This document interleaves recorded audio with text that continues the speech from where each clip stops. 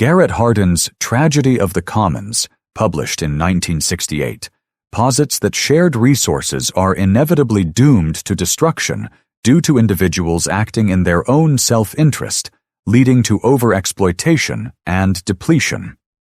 However, this view has been widely criticized for its historical inaccuracies and oversimplification of complex resource management issues. Hardin's account of the historical commons, particularly in England, has been debunked by historians who point out that these commons were often managed through community-based rules and regulations, such as stinting, which limited the number of animals each commoner could graze. These communities often had systems for self-regulation, demonstrating that shared resources could be managed sustainably.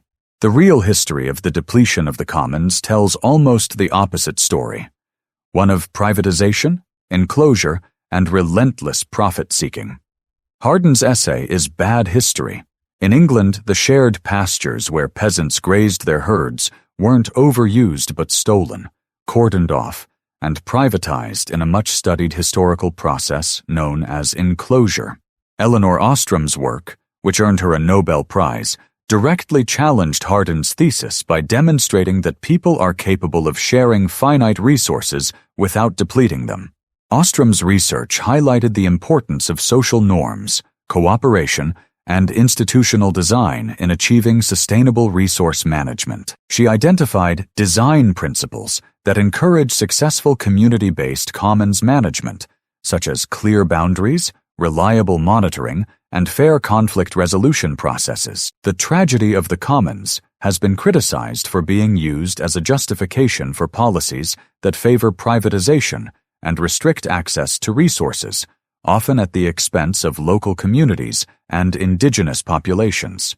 Critics argue that the concept has been employed to support the enclosure of common lands, the privatization of public services, and the imposition of market-based solutions to environmental problems, even when these solutions may not be appropriate or effective.